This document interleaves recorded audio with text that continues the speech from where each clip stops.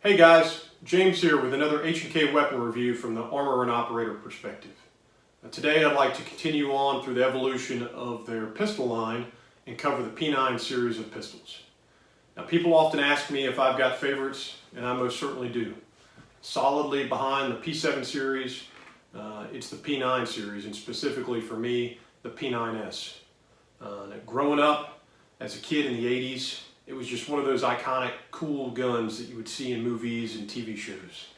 And though it was ultimately overshadowed by the big burst-firing Beretta in RoboCop, if it was good enough for Fred Dryer in the crime drama Hunter, well, it was probably good enough for me. And hell, even Lando Calrissian had a P9S.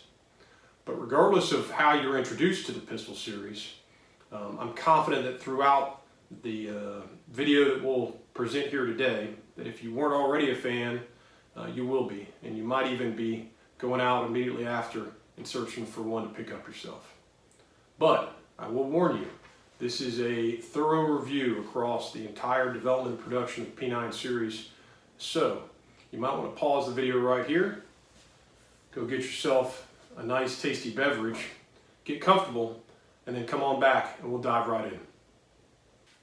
So, to begin a discussion on the P9 series, we have to take a look at where H&K was as a company at the time.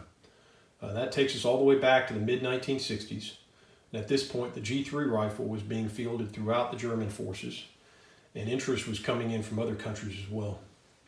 They had begun expanding the capability of the roller-delayed blowback operating system from the G3 to other calibers, like the 5.56mm with the HK33 and the 9mm in the new MP5. Designed their first handgun, the HK4, of which I have a separate YouTube review, and its production was taking place about the same time, and a decision was made to create a 9mm version pistol as well. Now, I've always been impressed with H&K's reputation of taking a fresh look at the same old problem and trying new ideas. And the level of innovation present within the company, especially during these early years, remained staggering. For the P9 series, they focused on incorporating three specific innovations that had proved successful in the rifle line.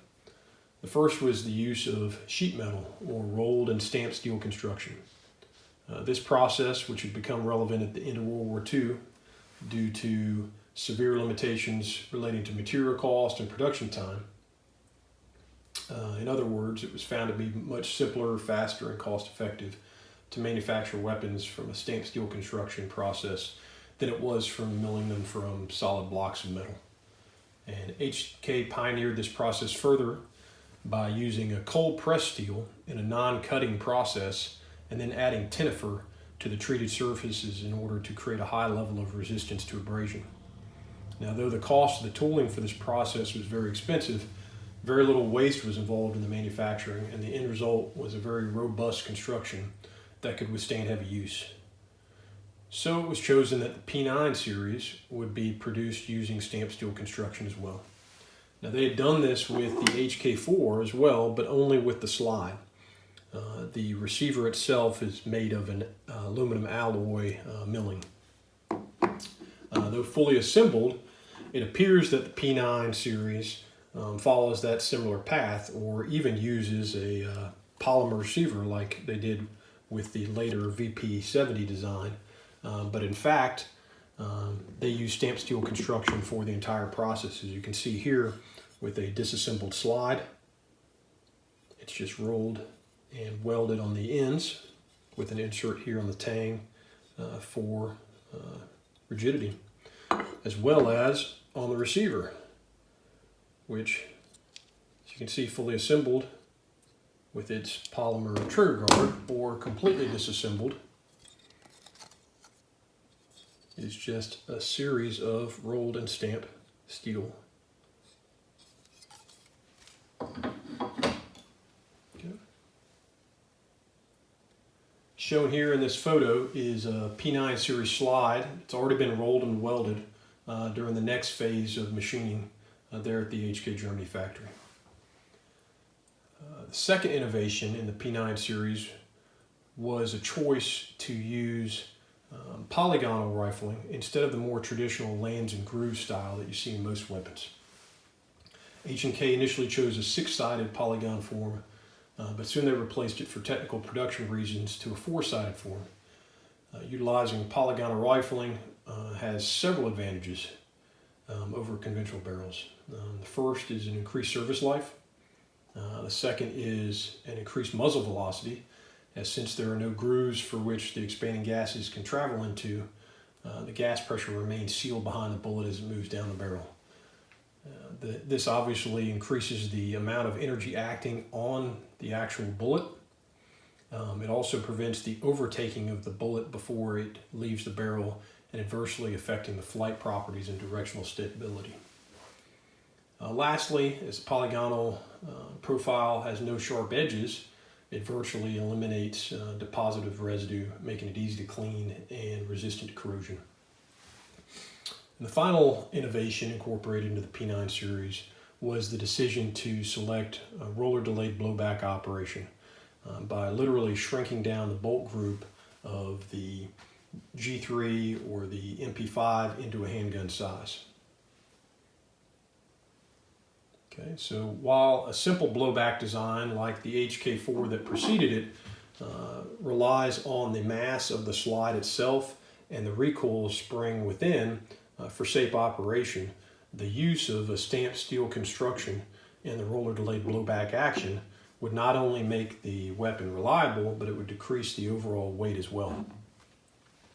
Okay, in order to get a clear understanding of the operating system, I've disassembled the components from the slide of a P9S, and what we see here is an actual bolt group with a bolt carrier here at the rear and a bolt affixed to a permanent locking piece with its wedged shoulders here via the use of a locking lug. And inside you'll have a firing pin and a firing pin spring.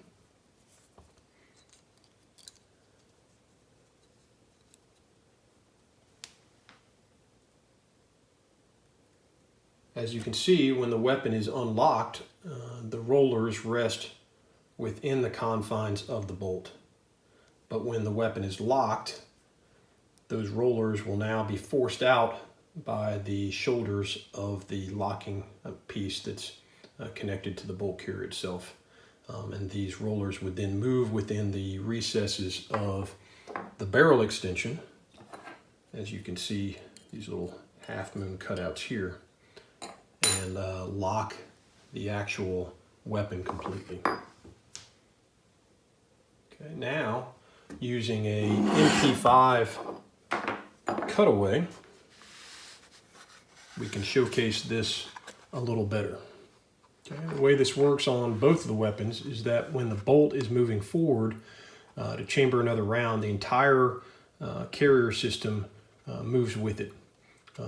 The force of pressure from the expanding recoil rod, or in the case of the P9S pistol, the recoil spring, causes the locking piece to force those rollers, as you see here, out into the recesses of the barrel extension when locking occurs. Okay, then when the trigger is pulled and the hammer moves up and strikes the back of the firing pin, that force overcomes the resistance of the firing pin spring, and then the firing pin itself makes contact with the primer of a chambered cartridge, igniting the propellant, causing a detonation, and then sending the bullet down the barrel. Unlike simple blowback, where the operation, where the opposite reaction force would cause the bolt and slide to immediately move into recoil under that pressure, with the roller delayed blowback, there's a temporary delay as the pressure inside the barrel keeps the bolt locked inside the barrel extension until the bullet has left the barrel, and then the gas pressures are allowed to equalize. At that point, recoil energy is transmitted first to the bolt itself, then to the locking piece, and then to the bolt carrier.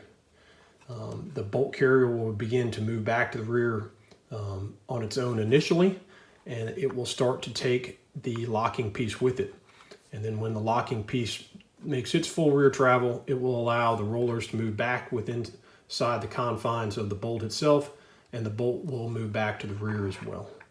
And the next continuation of the 8-step cycle operation will continue. Okay. It is that momentary delay that results in the soft recoil impulse that is found in these weapons that utilize a roller delayed blowback operation.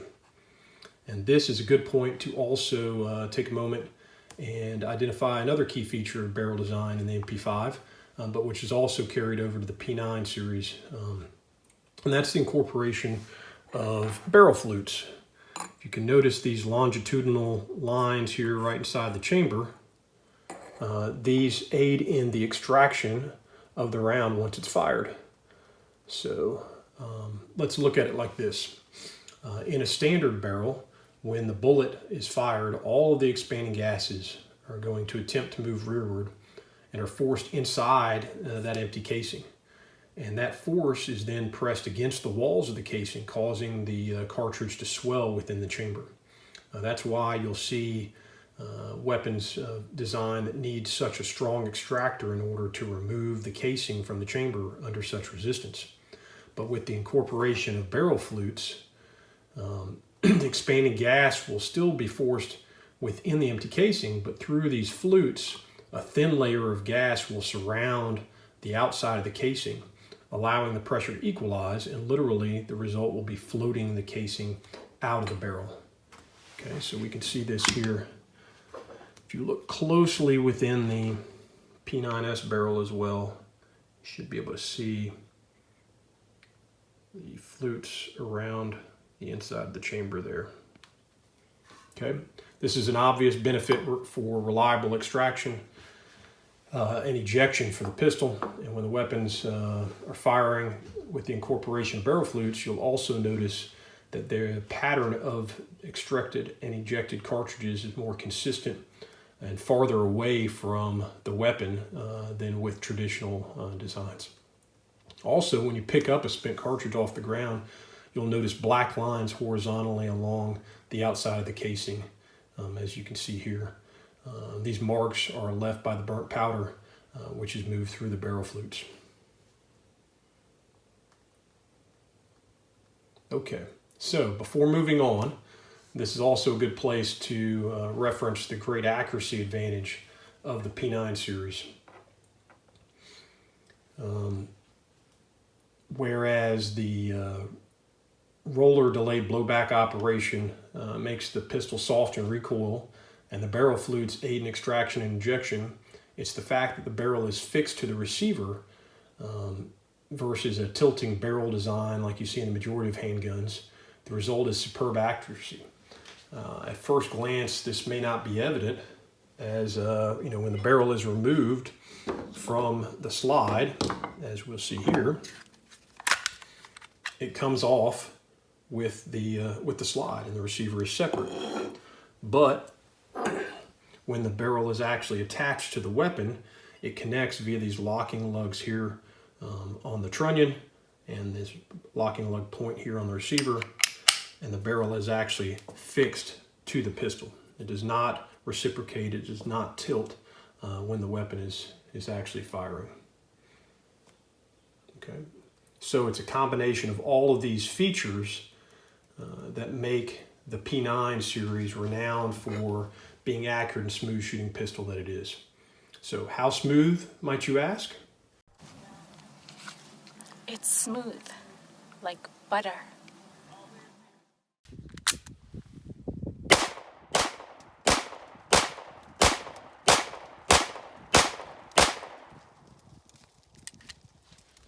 Okay, so with that necessary detour complete, let's go back to the production. Design of the original P9, which was to be a single action only pistol, began in the summer of 1965. And a year later, the first prototype was presented. STK0001, as you can see here in this photo. STK actually stands for Strabstel Koch, an abbreviation that meant that the pistol was designed under the wing of H&K, headed by Theodore Koch, one of the founding members. The similarities with the HK4 side by side with the P9S are obvious. You have a similar takedown lever here under the barrel. You have a similar slide design with a slide mounted safety. You have a polymer grip area on either side. You even have a heel mag release on both pistols. Of specific note, STK-001 is the only example that utilized an exposed hammer. Also visible in this photo is a separate lever mounted on the receiver directly below the selector lever. This was the incorporation of a burst capability that was later discarded. The back of the receiver also has a support feature serving as an attachment point of the shoulder stock assembly necessarily to utilize the burst function effectively. As you can see here with STK-004 shown resting above its olive drab shoulder stock, that burst function remained, but the addition of a slide release decocking lever on the front of the grip just below the trigger guard has been made, as well as enclosing the hammer within the slide at this point.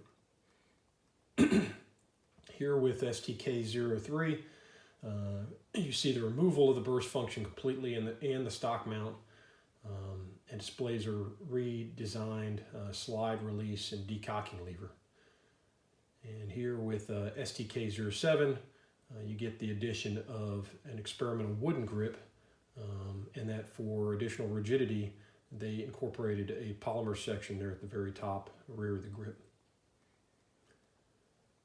Series production of the P9 began in August 1969 with serial number 090001, and shown here in this photo is one of the very first ones, 006.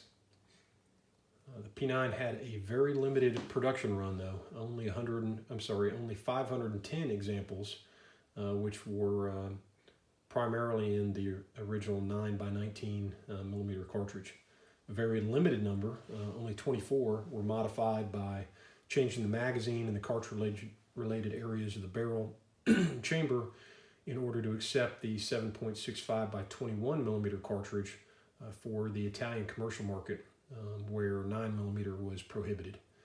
Magazine capacity from a very similar Walther P38 design was 9 rounds for the 9x19 millimeter and 8 rounds for the 7.65 by 21. Despite the short production run, interest in the P9 had begun, and they wanted a DASA variant. That became the new request. So designers went back and made several modifications to the original design, and a series production of the P9S began in January 1970. Now, I've heard people refer to the P9S with the S meaning sport, but actually the S represents the first letter of the German's translation for double action trigger, or Spannerbezug, and I'm sure I butchered that. Shown here, this very early P9S is noticeably different than the original P9 by way of now utilizing a rounded polymer trigger guard, which connects to the top of the stamped steel receiver and runs all the way from the front, just under the crown of the barrel, to the very bottom at the magazine well. Some of the production P9 pistols also incorporated this new polymer trigger guard in lieu of the stamped steel trigger guard, so you'll see that in different photos and examples. Early models of the P9S also carried the same high gloss finish on the sides of the slide with a dull finish on the top as seen in the original P9. But later, the entire slide would receive more of a dull finish all the way around. And the trigger area of the outer lug would be added onto the trigger guard, as you can see here. This was intended to be used as a support for the index finger of the support hand, where the shooter would hold it like this, as that practice was becoming popular during the time.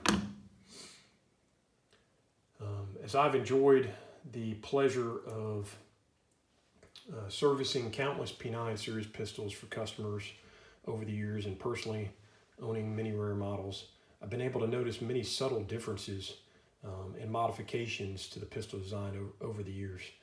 So here's a few examples of the changes of parts from the early to later year model P9S.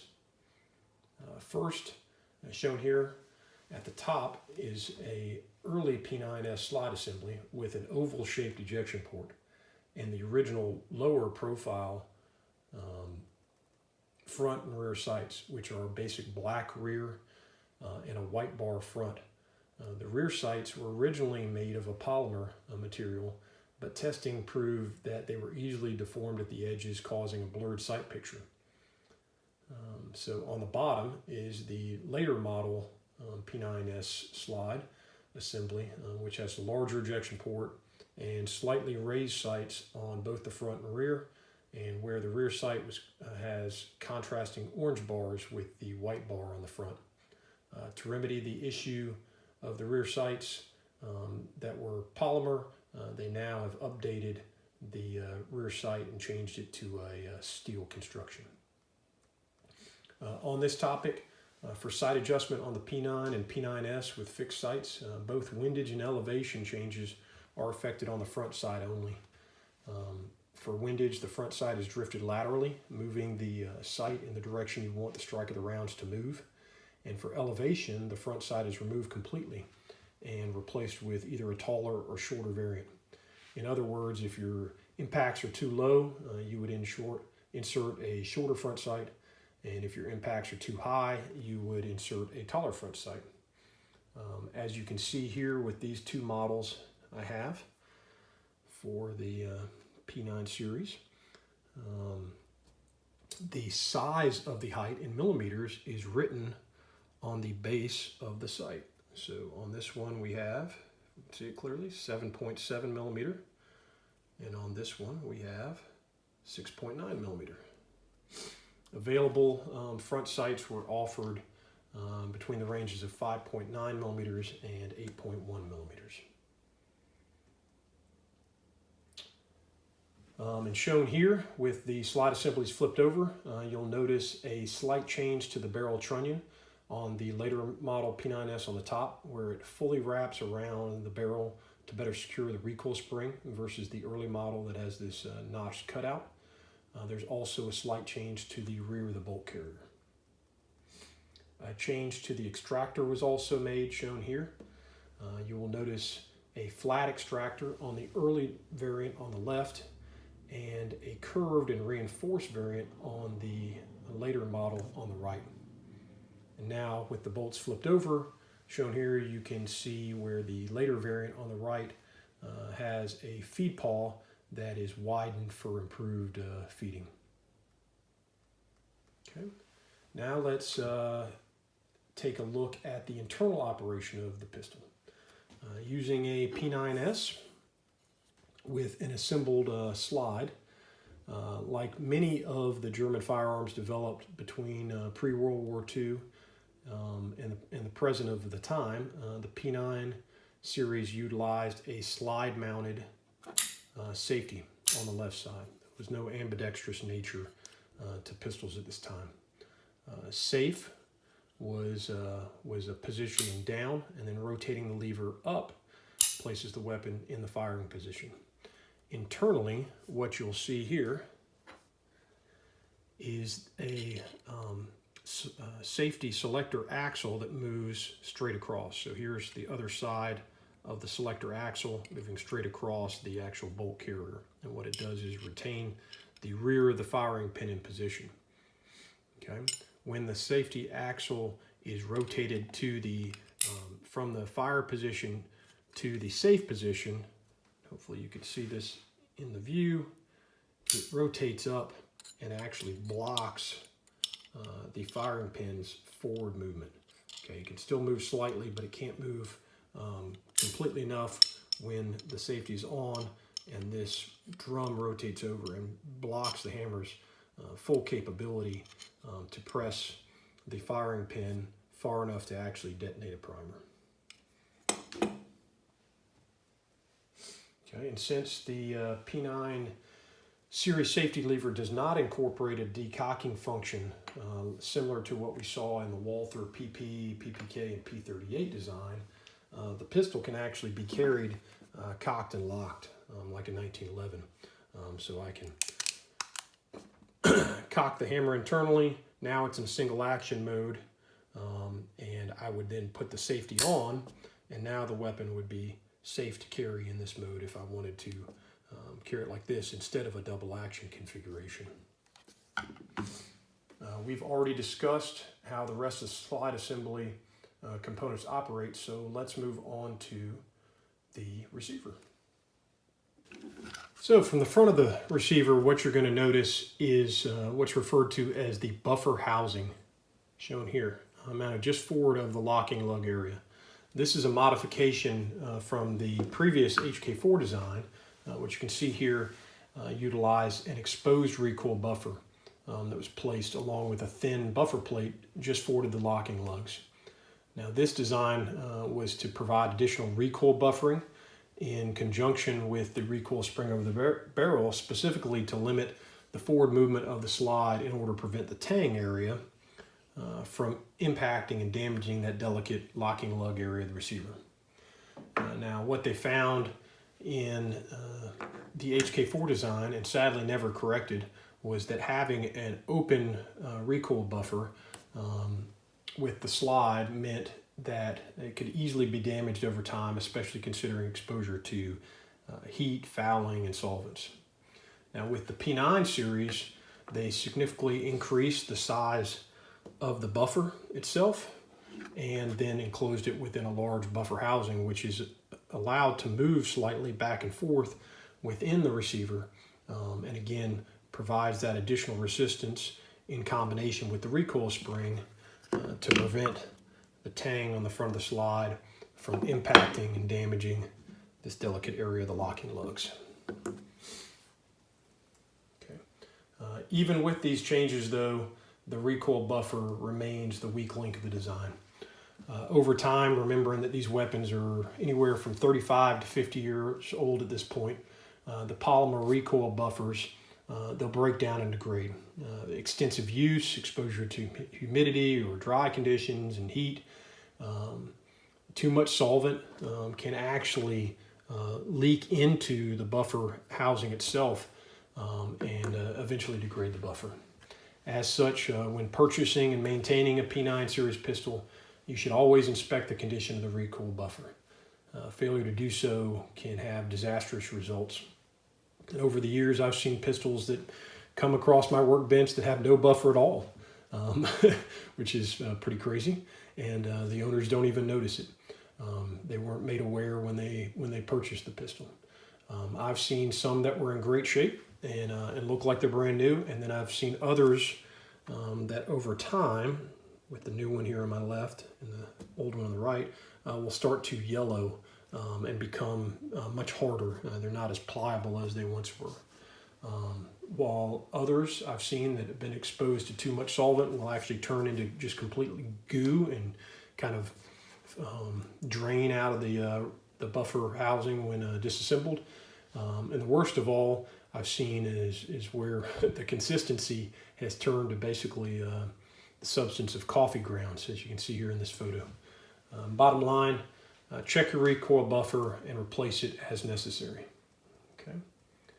Moving further back on the receiver, what we will next see is the locking lug.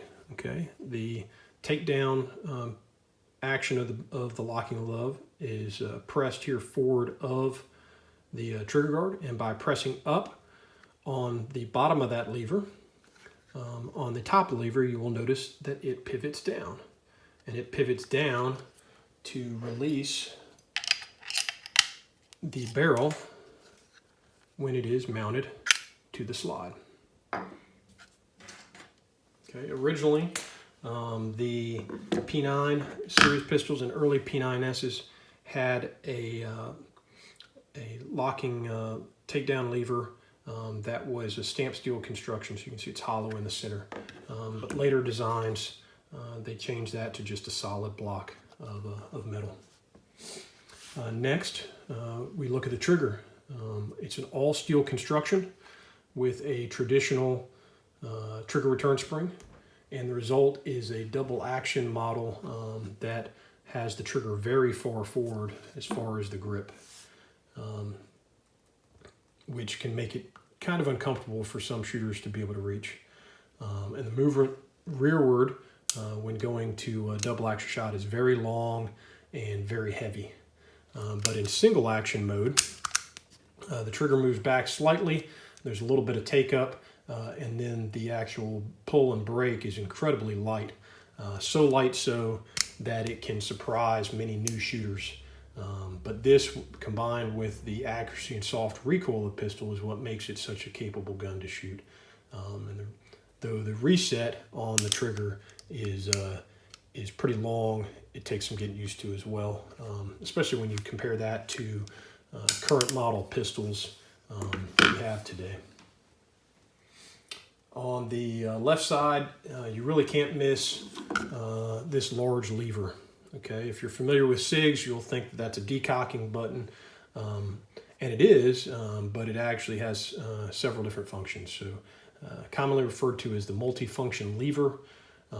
First function of it is by pressing it down, it will cock the hammer, as you saw here.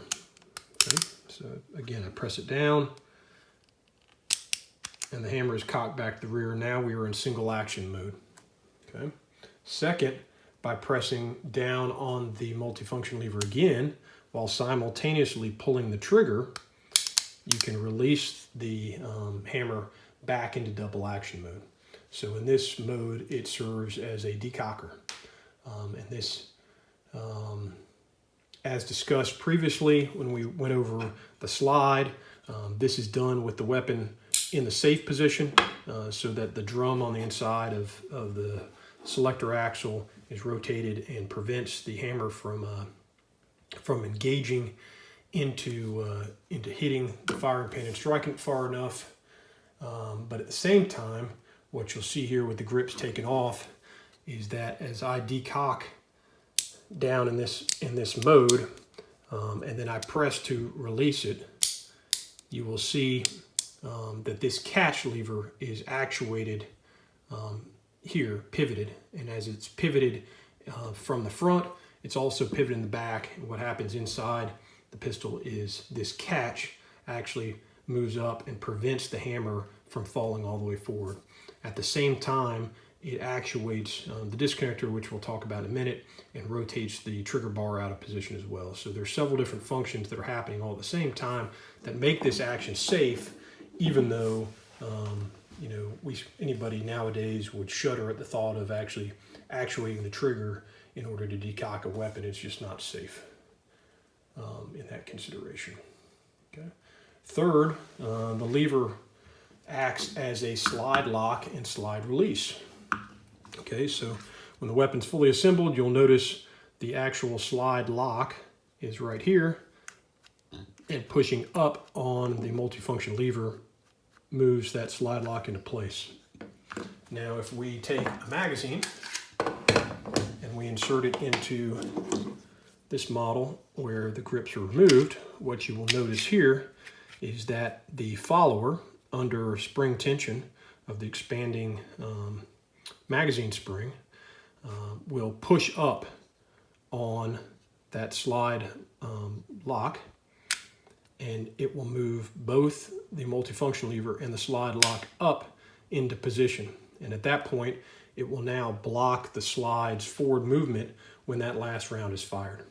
Okay, and then obviously when you then remove the magazine, or you push down on this lever itself from its up position, it will move the slide lock out of position, no longer blocking the slide, and the slide will be able to close and go fully into battery. So those are the three functions of the multifunction lever itself. Okay.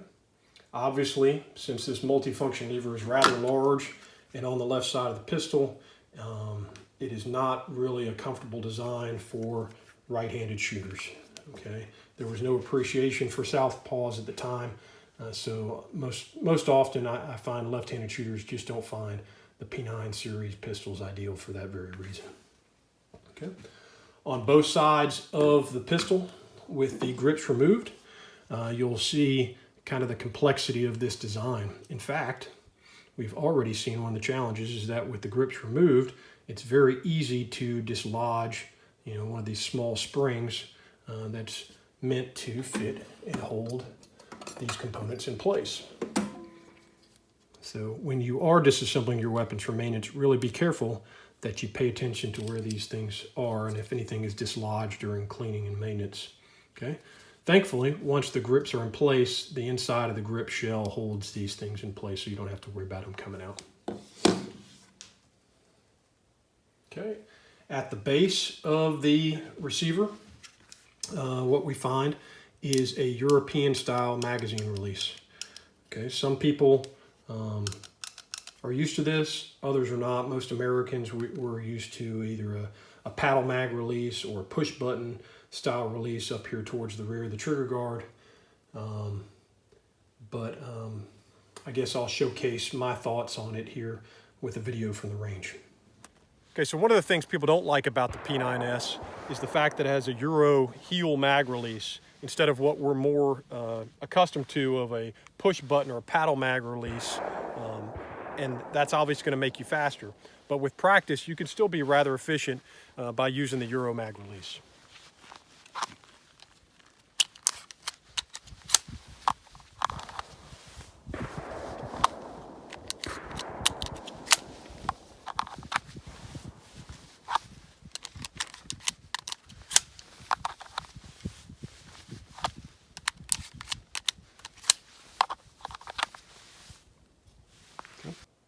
Moving on to the rear of the receiver, on the right side, what you'll notice is this lever moves up here with this ball section.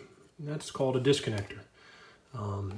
And when it rests, this disconnector sits within this scooped out recess at the rear of the slide. Okay, but if the slide is moved at any position further to the rear, that disconnector is then pushed up into this surface against spring tension and is forced down within the receiver. Okay. This safety mechanism prevents out of battery fire by blocking the trigger bar from engaging the hammer and the sear when the disconnector is pressed down against the tension. So it's kind of hard to showcase that with the weapon fully assembled, but as you can hopefully see here, this piece is the trigger bar, and as I'm pressing down on the disconnector, you will notice the trigger bar now being pushed up, and when it is pushed up, it is no longer in contact with the hammer itself, so it cannot release the hammer from the sear. So that's the disconnector feature, and a good safety feature you're going to see on all production pistols. And finally, at the end of the receiver, what you'll notice here is this little cutout right there at the back of the grip. And what this is actually an indicator pin. So again, shown assembled here, it's this pin that comes here with a dog leg and then sticks out the back.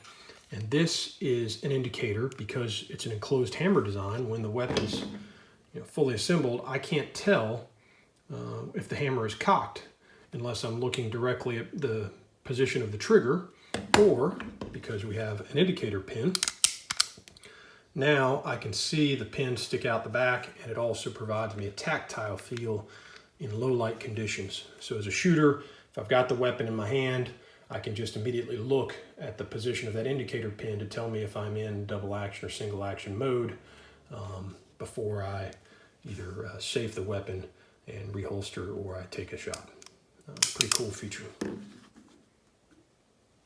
Okay, so let's get back to the development of the P9S. With the early models, they received extensive testing in order to ensure that they would be ready to offer a serious contender for law enforcement military contracts. Of specific note, serial number 100,007 passed a 20,000 round endurance firing test without a single stoppage, which is pretty incredible, even for current production guns of this day. This type of superior performance would become common during future weapons programs for H&Ks as well. And as just referenced, serial production numbers for the P9 series began with the 100,000. So as you can see here, 114510. This is somewhat relatively newer model of the pistol. Okay. The initial model was known as the P9S, was later referred to as the P9S due to the combat style trigger guard that was instituted early on in the production of these pistols. The P9S saw adoption by military and police forces around the world and proved popular within the commercial market as well. Within Germany specifically, where we were in the wake of the Munich Olympic massacre and with police forces looking to upgrade their pistols from World War II era 32 and 380 caliber handguns, the P9S saw adoption by the states of Munich, Nuremberg, Saarland, and a large number of federal and state police special units. Most notable of these was the newly formed GSG-9, who put them into action with great effect during Operation Fire Magic, which was a successful raid to free hostages of Lufthansa Flight 181, hijacked in October of 1977 by 4 members of the Popular Front of the Liberation of Palestine. Okay. During this period, like before, the P9, H&K decided to modify the P9S to chamber the 7.65 by 21 for the Italian commercial market. Approximately 600 were produced between 1973 and 1976 before production ceased, as like the 9 by 19 millimeter cartridge, before it, Italy prohibited 7.65 by 21 as well. Serial numbers for the 7.65 by 21 millimeter began with the number 200000. And shown here, I am lucky enough to have secured one of the very few examples of a 7.65 by 21 P9S to ever make it into the country. The most evident difference visually, besides the serial marking here on the receiver of a 200,000 208 serial number, and the caliber on the barrel of 7.65 para, is the fact that it has its own unique 8-round magazine with large openings here instead of the traditional small inspection windows. It also has a little tactile feel circular section on either side that allows you to use your thumb to help load the magazine, as the spring pressure on these magazines is much stronger than what we see in other 9mm and 45 caliber designs. So, pretty cool gun, and this one is absolutely mint condition. Okay. So with the success of the 9mm weapon, and the fact that they had been enjoying a new presence within the U.S. commercial market, the decision was made to try and rechamber the P9S in another caliber, and they chose the popular 45 caliber for the U.S. market. As a way to minimize the development costs, the decision was made to not change the external dimensions of the pistol, which was a serious challenge that I think will end up proving to not have been the best over the long term for H&K. Serial numbers for the P9 series, P9S 45 variants starts with 400,000. So this is 400615. Shown here side to side with a 9mm P9S Combat. Visually, other than the serial number, again, you can't really tell anything different about these weapons until you look at the marking on the top of the barrel, or you see how much larger the actual bore is itself in the end. Besides that, it's when you actually remove the magazines that you'll notice a difference. So the 9mm P9S magazine here on the right has these vertical inspection windows. On the left, obviously you'll see a wider and longer 45 caliber magazine, which has the circular offset windows on either side for it. As you can expect, finding magazines these days can be really challenging in these because they just didn't produce as many of them, or much harder. You know, I've seen these anywhere from $100 all the way up to $300 depending on your location, whereas the P9S saw much more service in 9mm. You can get these anywhere from $50 to $150 if you can find those as well. Okay, and magazine capacity in the 9mm was 9 rounds, and in 45 it dropped down to 7 rounds. In the 7.65, if I forgot to mention, it is an 8-round magazine for that caliber. Okay, internally, some of the parts from the 9mm carry over into the 45, though many do not. Obviously, in order to accommodate a larger cartridge, you're going to have changes to the recoil spring and the barrel and the bolt itself. You will also see a change to the buffer support housing in the pistol. So if I put them side by side here, what you will notice here with the 45 on the left and the 9mm on the right is that the lug here on the back is significantly different, as well as how it mounts there. And these are not interchangeable. So if you have damage to your 45 variant and you're going to try and put the 9mm one in there, it's just not going to work. Also evident here is what I mentioned before, an earlier style stamped steel takedown locking lever versus the full steel one over here on the other side. Okay, next what you'll notice is the ejector.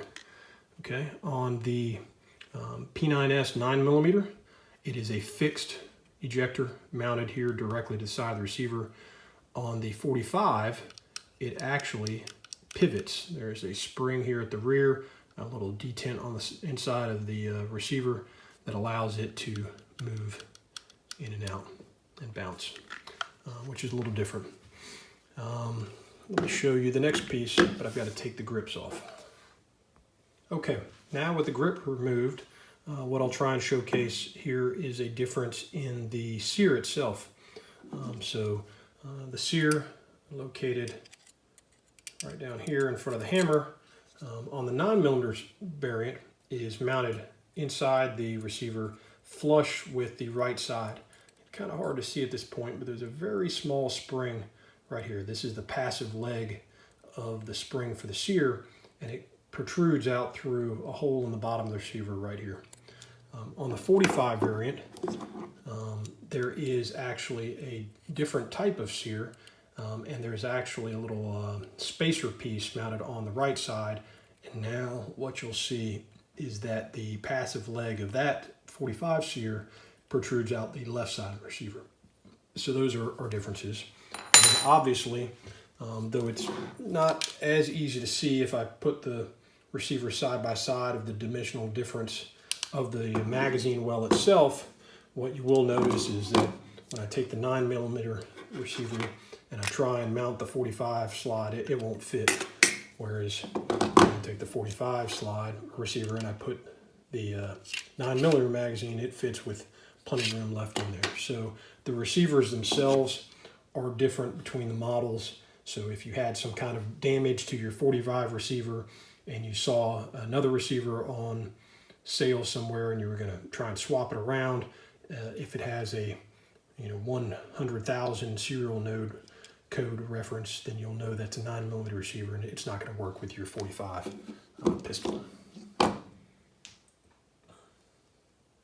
Okay, as an armorer, my experience has shown that the additional pressures associated with the 45 cartridge have placed greater stress on all of those internal components originally designed specifically for the 9mm cartridge. So this has led to a higher frequency of parts wear, breakage, and even damage and cracking to the receivers. So you just have to be a little more careful with these pistols, especially with the type of ammunition you shoot out of them, making sure you stay in that standard range. And it's also important when you're looking to purchase one that you do a really thorough inspection to make sure that there isn't any parts breakage inside the models. Though I've never seen one of these outside of photos, a 22 caliber conversion kit was designed, which consisted of a modified slide, barrel, and magazine. And you can see here the actual end of the barrel is pretty unique design because of the entire size they had to use. A few other cartridges were also considered and initially prototyped but never fully developed. The first was a somewhat popular cartridge at the time, the 38 auto, but a statement requirement for that really never materialized, so it didn't really go anywhere. The next one was 9mm Ultra, or 9x18mm, which was part of a fierce debate between it and the 9x19mm cartridge during the 1970s of providing a more capable cartridge for police forces.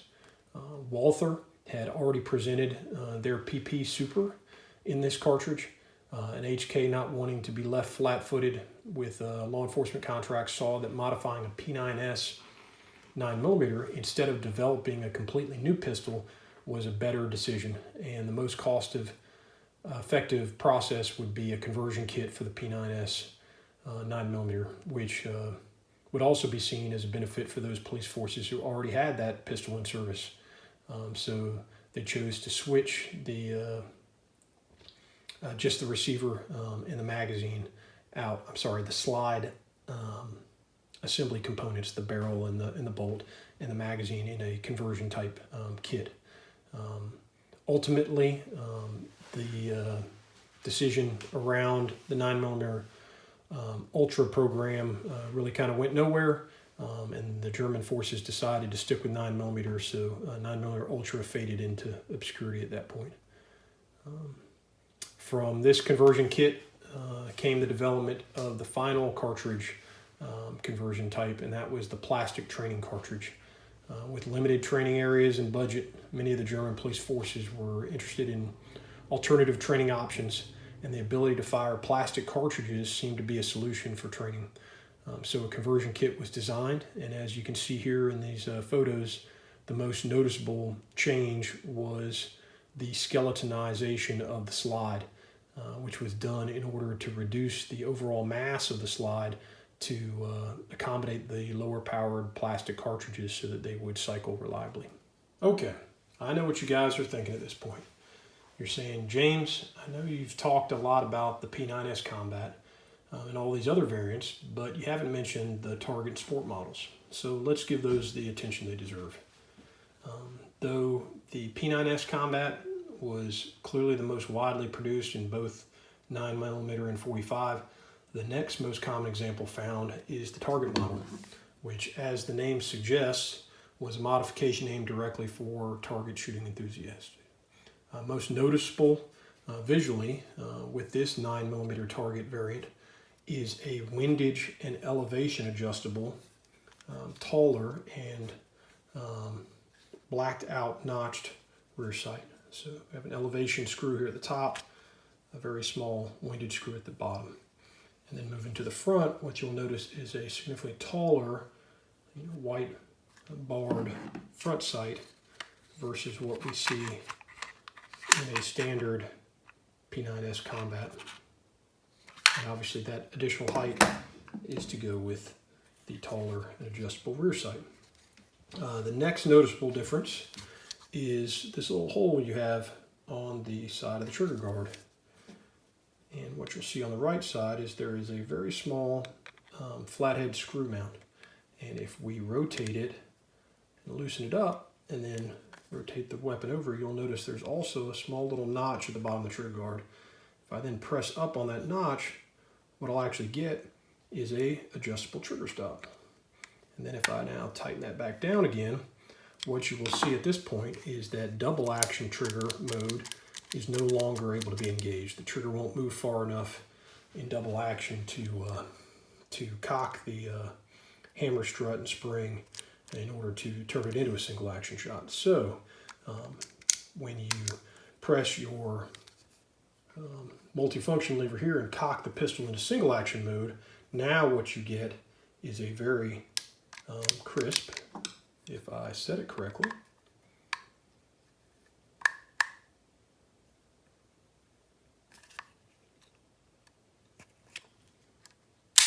very crisp single action shot. So engaging it too high like I just did will prevent the single action shot as well. But if you set it just right, tighten down that screw, and cock it into single action mode, you'll get a very nice single action shot with a very short reset for your follow-up shots. So this is obviously a great advantage when you're really trying to do precision shooting. Okay, the next function that we'll see with these is a difference in the actual sear. Okay, so you have to remove the slide to see this. And I'll start here with the standard sear that we see in a 9mm or 45 variant combat model. Okay, if I shine the light in here and you look right down there, what I'm pointing at is this piece just forward of the hammer and the disconnector bar that comes across the top. That flat top at there with the spring there at the bottom is your sear. What you'll notice on the target model is the sear has a small flathead screw mounted on the top. Okay, and by turning that set screw, you can affect how lightly or heavily the sear will release when the trigger is pulled. So this allows the shooter to have an incredibly light single action pull if desired. So again, found on the target and sport models, not found in the combat models, though you can swap it over.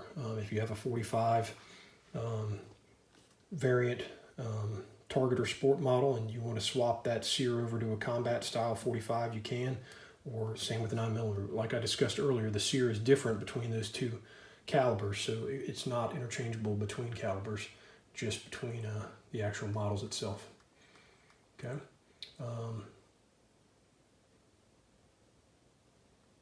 The second difference is that the target models have a much tighter barrel to receiver lockup than the combat models do. So what I've seen in the past is if somebody has been able to acquire an actual completed target slide assembly, which sometimes were available, and they have a combat style pistol and they want to be able to swap back and forth, they'll find they cannot get the target slide assembly to mount onto their combat receiver. And what we have to do is actually fit the barrel itself around that locking lug area in order to fit. So it's a tighter fit, which obviously promotes increased accuracy, which is kind of cool. Okay. Now for the serious target competitor and shooting enthusiast, H&K developed the sport group models. The main change is a longer 140mm barrel and the addition of a counterweight attached to it. Most often you'll see this with the front sight being moved from the slide to the top of the counterweight, though sometimes, like in this rare P9 Sport Group 1 photo, you'll see that the front sight remained on the slide itself. Okay, the obvious advantage of moving the sight further out is increases sight radius and adds to the accuracy advantage there. The first Sport Group model was actually created during the P9 production years. This model is known as the Sport Group 1, and as a P9 it was single action only. Along with the original polymer grips, the Sport Group models came with a molded wooden grip that was available in 3 sizes in order to provide as close to perfect fit as possible, and obviously this was intended to be used as one-hand shooting style instead of a 2-hand combat hold. One specific prototype shown here had the rear sight elongated to further increase the sight radius into what was referred to as a piggyback configuration. Of course, this sight design did not make it past this point of development. Okay, and then here with the end of the P9 production, the Sport Group 2, which we see here is as a very rare 7.65 by 21 example. This consisted of the single action P9S, but since this double action has no place in target competition through the use of the trigger stop mentioned previously, it was utilized in order to set the pistol in single fire configuration. Along with the custom wood grips and original polymer grips with the 140 millimeter barrel with counterweight, the Sport Group 2s also came fitted with a special carrying case. And then finally you have the Sport Group 3, as you see here, which is the most desirable of the 3. It's added the addition of a combat slide assembly, allowing the owner to convert the pistol via the receiver between a competition and carry weapon. This specific model proved very desirable to the commercial customers who lived in countries that restricted the number of handguns a person could own, especially if that ownership was supposed to be for competition use. With a fixed barrel, the P9S also proved to be an excellent suppressor host, and in 1972, a Swiss agency requested H&K provide a suppressor-capable version of the P9S. They responded by modifying P9S Combat with a 150 millimeter barrel with a knurled thread protector to which a long suppressor was to be mounted. And with this, the P9S SD was born. This then proved to be the basis for a later request from the U.S. Navy SEALs for what would become known as the P9S Navy. The suppressor technology of the time meant that suppressor diameter was greater than the sights on the pistol itself. So as you can see here in this early example of a P9S Navy, the additional sights were actually fixed to the suppressor itself.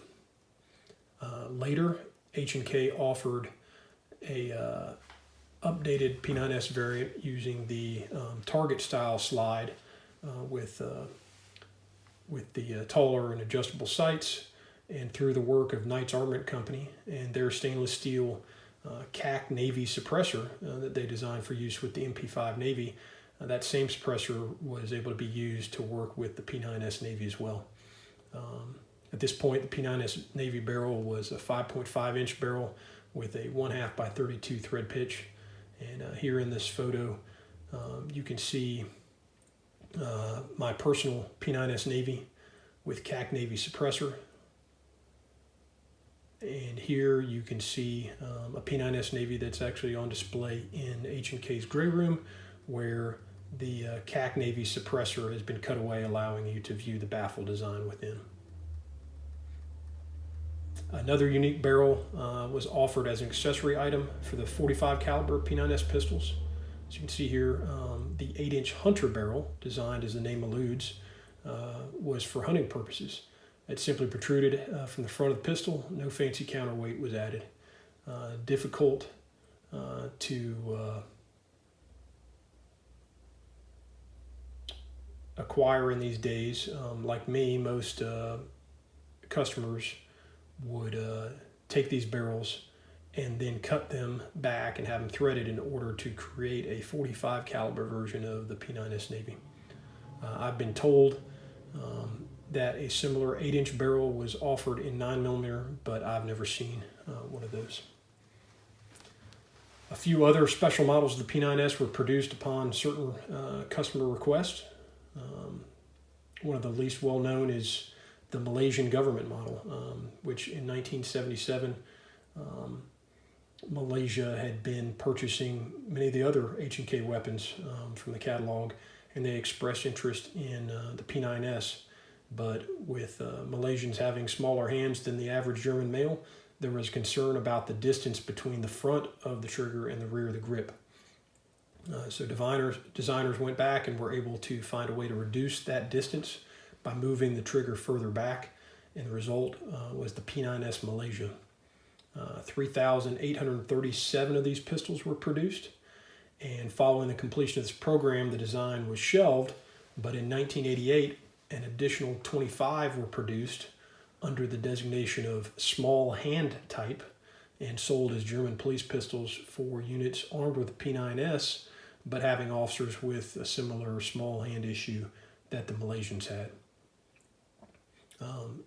As you see here in this really cool photo from a friend of mine with his private collection, he has one of these such pistols in perfect condition.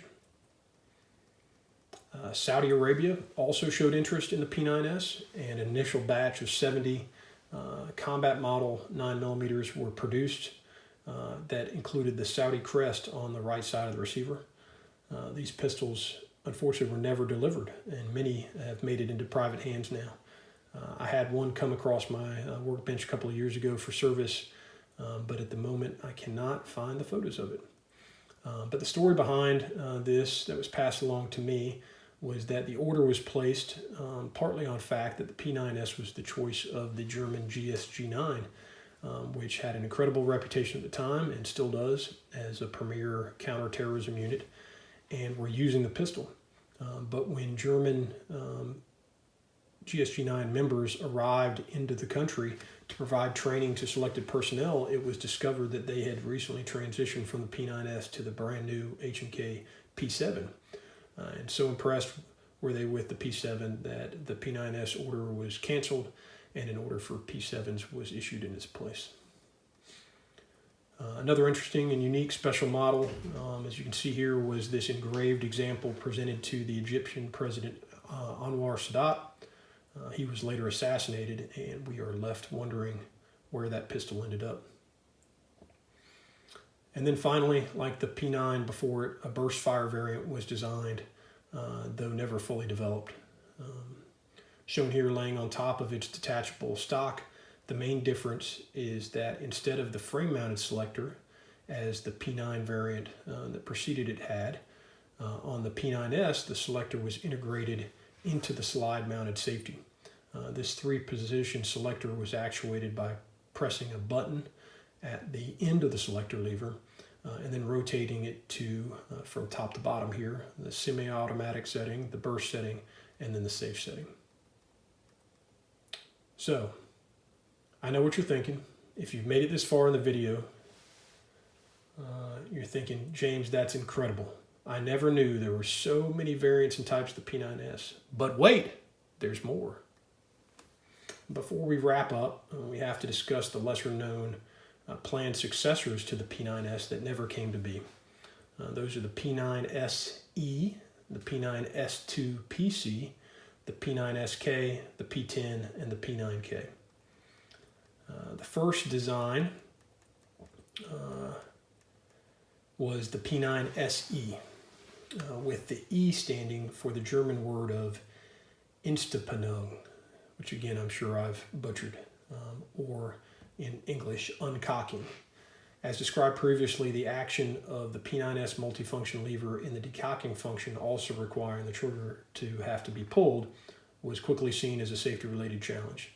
In the P9SE, designers were able to make modifications internally to allow the multifunction lever to operate without engagement of the trigger, and they were also able to remove the external safety lever and replace it with an automatic safety device. The development of this program lasted between 1973 and 1975. Okay, next progression was begun in 1975, and that was the P9S2 PC. The S2 referred to the continued evolution of the original P9S, and PC stood for Police Combat, a nod to the intended customer base. Carried over the same updates designed into the P9SE, but also resulted in a change in the trigger guard design. As this pistol was developed for consideration in German police issue, it was subjected to extensive drop testing, and it was found that the original trigger guard was prone to cracking during these tests. So the trigger guard was elongated and widened for this model.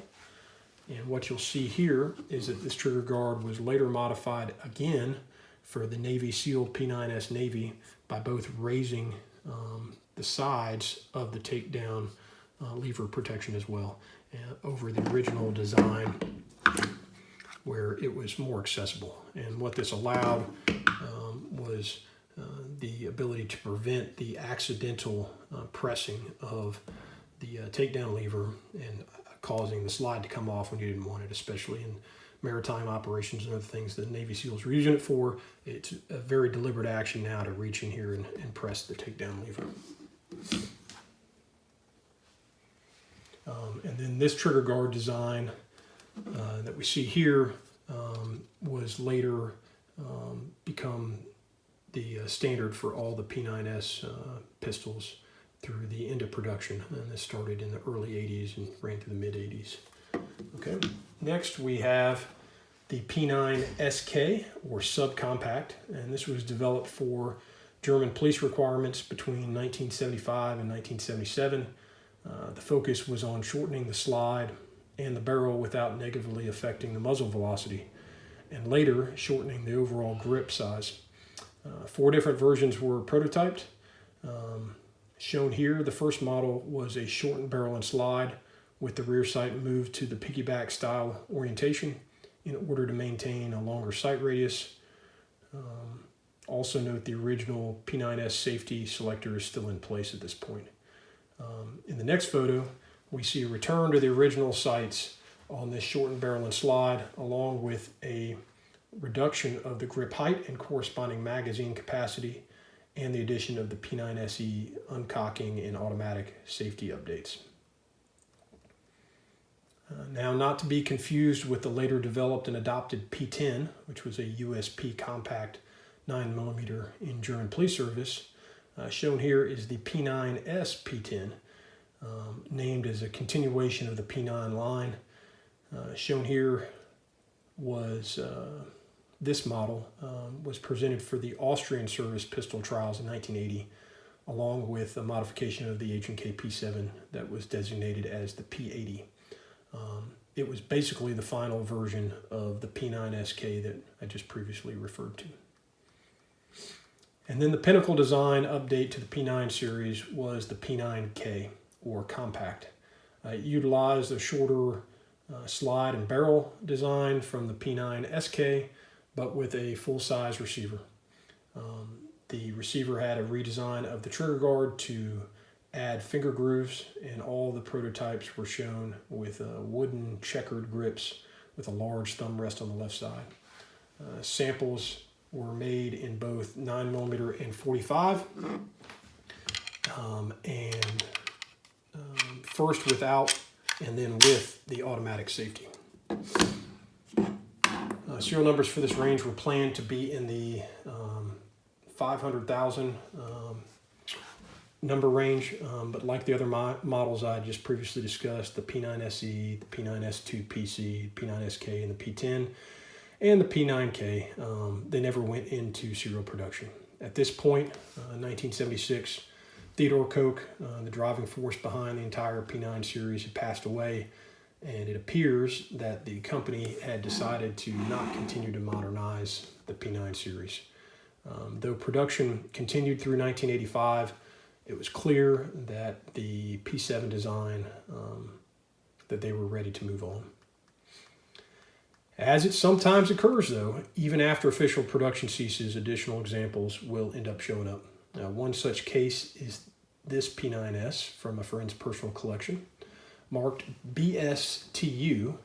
A small amount of these were issued in 1991 in the wake of the Berlin Wall collapsing to German officials responsible for collecting and documenting all the records for former East German Stasi or secret police. Similar to the P9S combat target pistols, that were also found their way into U.S. commercial market with these date codes from this year period as well, though never officially included in that year's catalog of weapons. I've been told that these pistols, as well as the BSTU issued pistols, were the result of HK Germany simply clearing out their drawers as part of the buyout of the company by Royal Ordnance at the time. Finding enough remaining barrels, slides, and frame assemblies and spare parts laying around, it made sense to put them together and make some money out of them. So, with all that covered, let's summarize my thoughts on the P9 series from an armorer and operator perspective. Okay. First of all, having the great opportunity to own several of these models over the years and work on them through my business for my customers on a weekly basis, I've gained an incredible appreciation for the innovation, design, and craftsmanship that went into manufacturing these pistols. We simply don't see this type of work anymore, and it's my opinion that any serious HK collector should have at least one P9S in their collection. As these have become collector pistols, finding one that's well maintained and in mint condition, like some of the ones I'm showcasing here, it can become quite a challenge, especially if you want to see them with all the original kit, the box, the manual, the test target, spare magazine. And those prices continue to rise, starting in the low thousands and going up. Sport group models demand the most money, and you'll find prices starting around $3,000 and going easily north of $5,000 for the nicest models. But if you are on a budget, you can still find the German police trade-in police combat 9mm at relatively decent prices. I have one here that must have been on a back shelf somewhere because it is absolutely mint. Doesn't look like it's been fired at all, especially once I've fully disassembled and cleaned and inspected it. But what you saw was that when these pistols were traded into H&K Germany, they were inspected and, if necessary, refurbished, and then they were imported through H&K USA and resold onto the U.S. commercial market.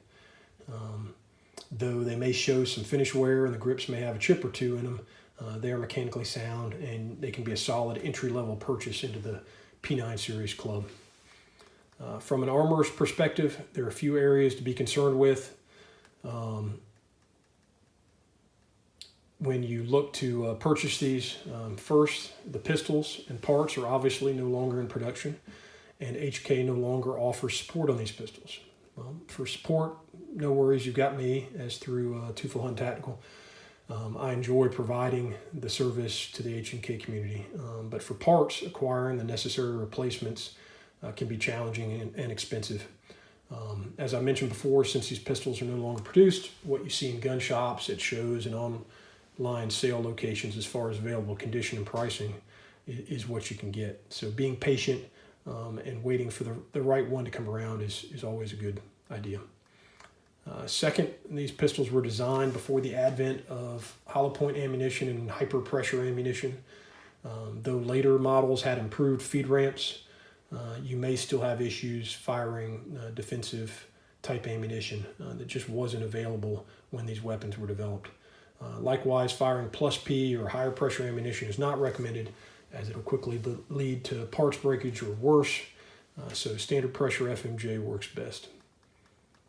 Lastly, as discussed previously, the recoil buffer is the weak link of the system.